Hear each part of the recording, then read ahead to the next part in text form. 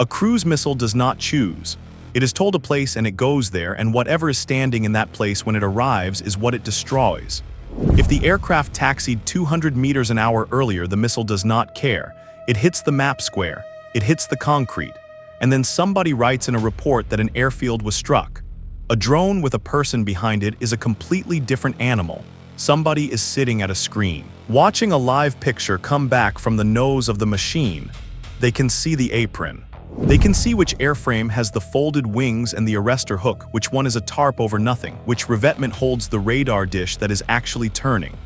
And in the last seconds when the frame fills up and the ground rushes, that person is still steering, still choosing left panel or right, the cockpit or the engine intake, the dish or the cabin that runs it. That is the entire point of this weapon, not range, not warhead size, judgment. Delivered at the last possible instant by a human being who is looking at the target while it is happening. Over 2 days, the 23rd and 24th of August, that human hand reached Russia's southern coast and went shopping. Everything that follows comes from Ukraine's Unmanned Systems Forces and their commander Robert Brovdy, call sign Madyar, posting his own running tallies. This is a one-sided account.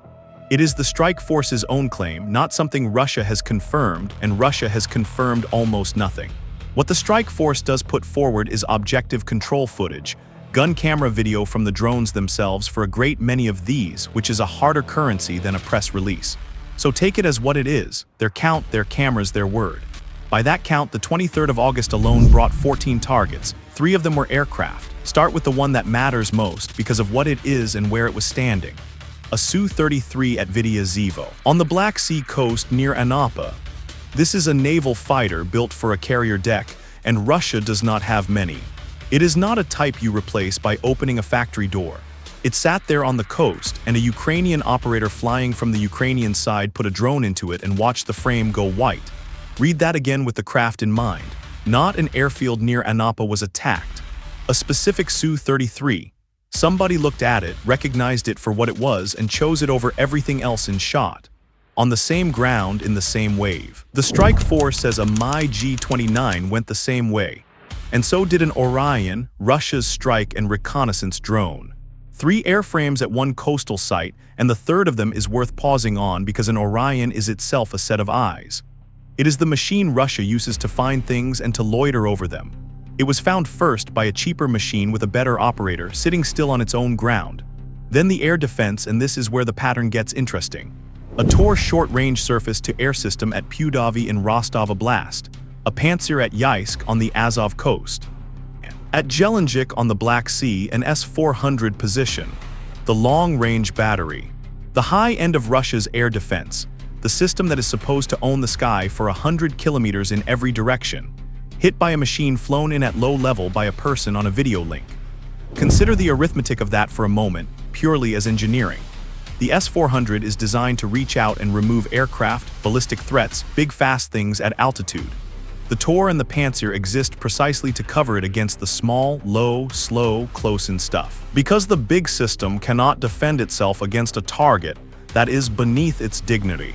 So Russia's answer to a drone is a Pantsir, and Russia's answer to everything else is an S-400.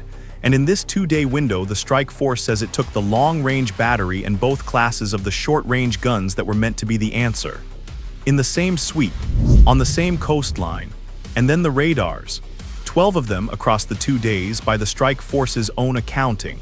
Do not picture 12 identical dishes. Picture a layered system being taken apart by job description. Some of these were the tall, long-range early warning sets, the ones that stand well back from the coast and are supposed to see a target coming from hundreds of kilometers out, in time to scramble something or wake a battery up.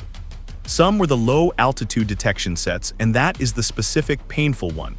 Those exist for exactly one purpose: to catch the thing that is skimming along the ground, hugging the terrain, doing precisely what an operator-flown strike drone does on its way in. Those are the sets built to see this attack. Those were hit by this attack. And some were the sets that feed the missile batteries their picture, the ones that turn a contact into a firing solution. Without them, a battery is a truck full of expensive rockets and no idea where to point. Rostov Oblast, Krasnodar Krai, and out along Crimea from Sevastopol to Yevpatoria to Ayutthaya. That is not a raid on a site.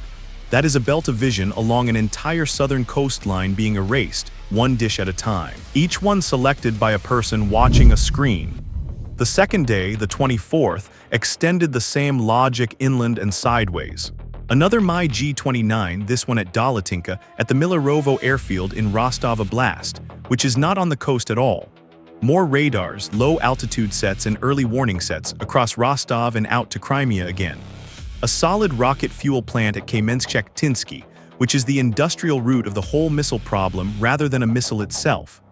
A Riskvardia Special Forces base at Strilkov in occupied Kherson Oblast. Fuel, a tank at Yeisk on the Azov coast, a fuel depot at Dovzhensk in Luhansk.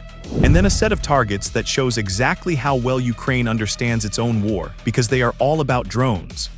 2 SHOD relay points at Zalizny port, a shelter for a Zala reconnaissance drone crew at Olnivka in Crimea, a Russian drone school at Kyrillivka, a drone laboratory at Novoptrivka. Ukraine did not just hit Russian drones. It went after the relay that extends their reach, the crew that flies them, the school that makes the crews, and the lab that builds the next iteration. That is somebody thinking about the problem 4 steps upstream. One more from that day, and honesty demands it be stated plainly. At Milerovo, they also struck what was described as a Ka-52 alligator. It was a mock-up, a decoy, a fake helicopter built to soak up exactly this kind of attack, and it worked in the narrow sense that it absorbed one drone. Nobody should claim a real attack helicopter burned there, and the strike force did not claim it either, which is worth noticing. Though there is something quietly satisfying in it. Russia is now spending real money and real effort building imitation aircraft, and losing those too. So how is any of this happening? Here is the honest answer, and it is more interesting than the rumors. What we can observe is this. Somebody was flying these live from outside Russia, watching a real-time picture come back from the drone all the way in, choosing the aim point in the final seconds. We know that because the footage shows it, the deliberate corrections, the shift from one object to a better one, the specific panel selected on a specific vehicle. That is not an autopilot running a route. That is a hand.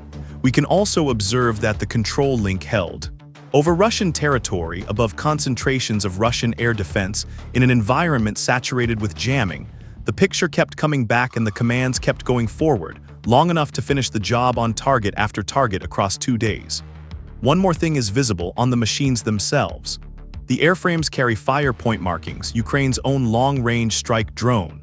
There are 2 models in that family, a shorter-legged one and a deeper-reaching one. And the distances in this campaign fit either. So nobody should tell you with a straight face which one flew where. The airframe, in truth, is not the interesting part. It is a good airframe doing an ordinary job well. The interesting part is who was steering it and how far away they were sitting. What we cannot observe is what that link runs on, so this script will not tell you. Naming a specific pipe, a specific constellation, a specific relay would be a rumor in a lab coat. There are confident people online who will tell you exactly which system it is and exactly who quietly authorized it. And they do not know either. What is provable is the shape of the thing. Ukraine has live human control at a distance that was not available before, and it currently extends along the coast and across the near border region, which is where every one of these strikes lands. That is the pattern in the data. That is as far as the data goes. And there is a second observable, which is the one Russia should find genuinely alarming. Russia has not been able to jam it, and Russia has not been able to explain it. There has been no counter and no coherent account. A defensive system that cannot describe what is hitting it cannot design the fix. Now the part that turns a good 2 days into a structural problem. Air defense is not a collection of objects. It is a chain. Something has to see, something has to identify, something has to hand a track to a shooter, and the shooter has to be told where to look. Cut any link and the rest becomes decoration. 12 radars by the strike forces count is not 12 separate losses. It is holes torn in the seeing layer of an entire coast. And here is the feedback loop that Russia now has to live inside. Every radar removed makes the next flight an easier because there is less looking. Every easier flight can be spent taking another radar, or the battery behind it, or the aircraft the battery was protecting. Blindness is self-accelerating. The system does not degrade gently, it unravels because the very assets that would detect the next attack are themselves the most efficient targets of the next attack. Russia's available responses all make it worse. disperse the aircraft, and they lose the maintenance and readiness that concentration buys. Move the radars back from the coast, and the coverage that was the whole point of putting them there disappears, which means the coast is open by choice instead of by attrition. Turn the sets off so they cannot be found emitting, and they are not looking, which is functionally the same as not existing. Build decoy helicopters and fake airframes, and you are paying to protect the real ones with props, which tells everyone what you think your odds are. There is no configuration where Russia comes out of this with both its eyes and its coastline, and the asymmetry underneath it is brutal. On one side, a machine that a person flies into a target and does not get back. On the other, a naval fighter with no production line waiting to replace it. A long-range battery that costs more than most air forces. A radar that takes a specialist crew and a long calibration to make useful. The exchange rate is not close, and the side with the cheap machines is the side choosing what to spend them on. That is what precision actually buys, not a smaller crater. Better decisions about where the crater goes. Remember what a missile does. It arrives at a coordinate that somebody decided hours or days earlier and detonates whether or not the thing worth destroying is still there. It buys you an airfield. The report says an airfield was struck, and everyone nods, and the aircraft that mattered is often parked 200 meters from the hole. What happened along the Azov and Black Sea coast on the 23rd and 24th of August, if the strike force's own footage and its own count hold up, was the other thing entirely. Somebody flew in low over Russia's most defended southern edge, looked at the apron with their own eyes on a live feed, found the folded wings and the arrestor hook of an aircraft Russia cannot easily replace, and went for that one. Then somebody else found the dish that was still turning. Then somebody found the short-range gun that was supposed to stop all of it. Not a map square, not an airfield, a choice made by a person at the last second on camera. Russia built layers of air defense to make sure nobody could ever get close enough to look. And now a hand is reaching down that coast, calmly, aircraft by aircraft, dish by dish, deciding.